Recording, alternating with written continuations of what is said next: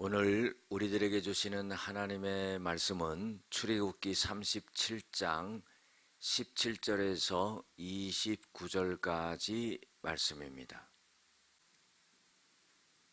그가 또 순금으로 등잔대를 만들 때 그것을 쳐서 만들었으니 그 밑판과 줄기와 잔과 꽃받침과 꽃이 그것과 한 덩이를 되었고 가지 6이 그 곁에서 나왔으니 곧 등잔대의 3가지는 저쪽에서 나왔고 등잔대의 3가지는 이쪽으로 나왔으며 이쪽 가지에 살구꽃 형상의 잔색과 꽃받침과 꽃이 있고 저쪽 가지에 살구꽃 형상의 잔색과 꽃받침과 꽃이 있어 등잔대에서 나온 가지 6이 그러하며 등잔대 줄기에는 살구꽃 형상의 잔넥과 꽃받침과 꽃이 있고 등잔대에서 나온 가지 6을 위하여서는 꽃받침이 있게 하였으되 2가지 아래에 한 꽃받침이 있어 줄기와 연결하였고 또 2가지 아래에 한 꽃받침이 있어 줄기와 연결하였고 또 다시 2가지 아래에 한 꽃받침이 있어 줄기와 연결되어 되게 하였으니 이 꽃받침과 가지들을 줄기와 연결하여 전부를 순금으로 쳐서 만들었으며 등잔 7과 그 불 집게와 불똥 그릇을 순금으로 만들었으니 등잔대와 그 모든 기구는 순금 1달란트로 만들었더라. 그가 또 조각목으로 분향할 제단을 만들었으니 길이는 1규빗이요 너비도 1규빗이라 네모가 반듯하고 높이는 2규빗이며 그 뿔들이 제단과 연결되었으며 제단 상면과 전후 좌우면과 그 뿔을 순금으로 싸고 주위에 금태를 둘렀고 그 태 아래 양쪽에 금고리 2를 만들었으되 곧 그 양쪽에 만들어 제단을 매는 채를 꿰게 하였으며 조각목으로 그 채를 만들어 금으로 쌌으며 거룩한 관유와 향품으로 정결한 향을 만들었으되 향을 만드는 법대로 하였더라. 아멘. 오늘은 등잔대와 부속기구라는 제목으로 함께 은혜를 나누고자 합니다. 하나님의 성막에 모든 기구들을 만들 수 있도록 부살렐과 오홀리압을 하나님이 세워서 그 일을 감당하게 합니다. 그런데 하나님께서는 이들에게 그런 일을 시키기 위하여서 하나님의 영으로 충만하게 하고 지혜와 총명을 주고 감동스러운 마음을 주어서 이걸 만들 수 있도록 하나님이 지시를 하십니다. 그래서 부살렐은 등잔대와 부속기구를 갖다가 순금 1달란트로 만들게 되죠. 그런데 오늘 말씀 속에서 보면은요, 순금으로 등잔대를 만들 때 그거를 쳐서 만들어라 그랬어요. 여러분들 쳐서 만들으라는 건 뭡니까? 금덩어리를 이 망치 같은 걸로 잘 두들겨서 그것을 만드는 것을 의미합니다. 여러분들 이것은 영적으로 어떤 의미일까요? 이것은 우리의 신앙생활 속에서 우리가 하나님 앞에 드려지는 삶으로서 온전하게 살아가기 위해서 하나님께서 우리를 연단시키는 것을 의미한다고 볼 수가 있습니다. 그래서 하나님은 우리가 살아가는데 시험과 어려움이 있고 연단이 있고 해요.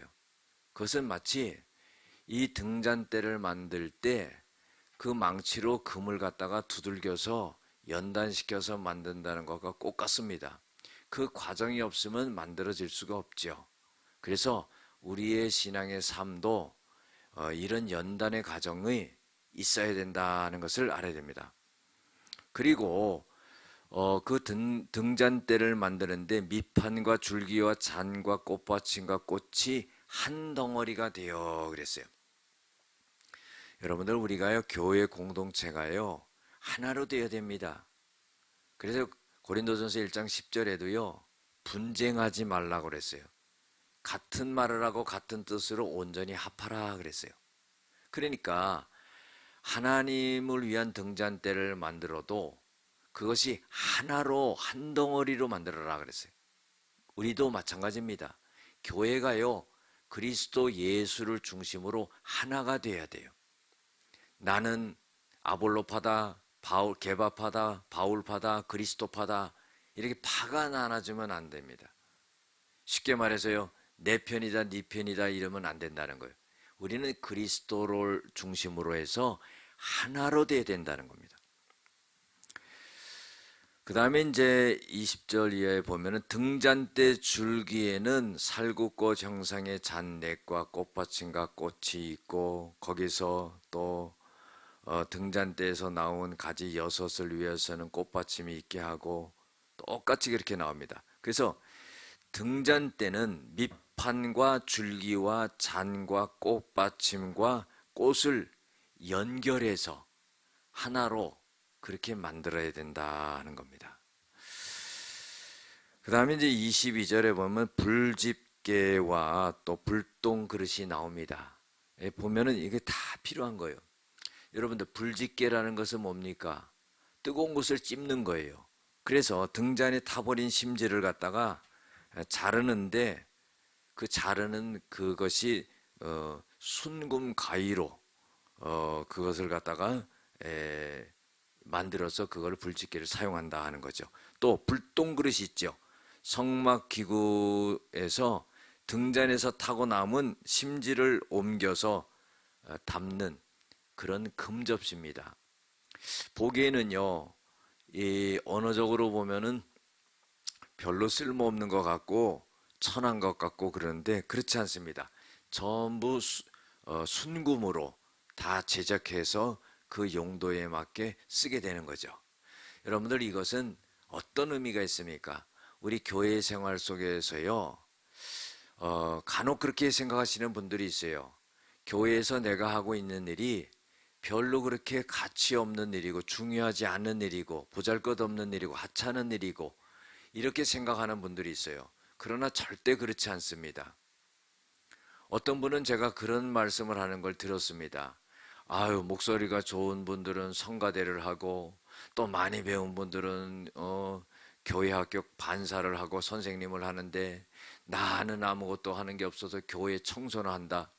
여러분들 이거 아닙니다. 오히려요, 다른 사람이 할 수 없는 하나님의 성전을 깨끗하게 청소하는 그것이요, 더 귀한 일일 수가 있는 것입니다.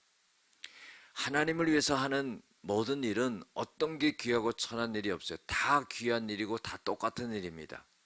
사람의 눈에 잘못 판단해서 그렇게 볼 수 있지만은 하나님은 그걸 다 귀하게 여긴다는 겁니다. 그래서요, 그 다 귀하게 여긴다는 그 증거가 뭐냐면은 하나님께서 우리에게 기쁨을 주신다는 거예요. 그래서 만약에 세상에서 그런 일을 했다 그러면은 별로 마음이 기쁘지 않을 텐데 하나님을 위해서 성전에서 한 일은요, 기쁨이 넘치는 거예요. 그래서 그것이 바로 귀한 일이다 하는 것을 하나님이 나타내 주시는 겁니다. 그 다음에 분향제단은 조각목으로 만들고 뿔은 순금으로 싸고 금태로 두릅니다. 모든 거는요 다 금으로 만들 수가 없으니까 일단 조각목으로 만들고 금으로 싸고 금태를 두르고 또 이런 걸 볼 수 있어요. 또 뿔도 순금으로 싼다 그랬어요. 뿔이라는 것은 하나님의 권위의 상징이요 능력의 상징을 의미하는 거예요. 그러면은 하나님의 그 권위와 능력을 인정하는 것을 금으로 쌌다는 것은 그것을 통해서 하나님을 인정하고 하나님께 영광 돌리고 한다는 그런 의미입니다. 그 다음에 이제 29절에 보면은요, 관유와 정결한 향을 만듭니다. 여러분들, 하나님에게 쓰는 이 관유, 그리고 또 정결한 향, 이거는요, 만드는 법대로 만들어야 된다, 그런 거예요. 왜 그렇게 씁니까? 이것은요, 하나님께서 제조 방법을 알려주셨기 때문에 가장 효과적인 배합을 해서 가장 좋은 향을 내고 가장 아름답게 쓰일 수 있기 위해서 하나님이 그렇게 알려주신 겁니다. 그래서 하나님께서 하나님의 지혜로 말씀하신 것을 갖다가 우리가 그거를 갖다가 거역하지 말고 그대로 따라 할 때에 아름다운 것이 되고 거룩한 것이 되고 하나님 앞에 온전하게 드려지는 것이 된다 하는 거예요. 다시 말해서요, 우리가 신앙생활 할 때 내 생각대로 내 지혜대로 이렇게 저렇게 하면 되지 않을까 하는데 그게 아닙니다. 하나님이 말씀하신 대로 그대로 해야 되는 거예요. 그게 가장 좋은 방법이고 가장 최선의 방법이고 가장 좋은 결과를 낸다는 겁니다. 기도하시겠습니다. 하나님, 성막의 등잔대와 부속기구들 전부 금으로 만들어서 하나님 앞에 영광을 돌리고, 또한 하나님께서 그것을 만듦으로 하나가 되게 만들고 또 하나님의 방법으로 만들어서 드리라고 했습니다.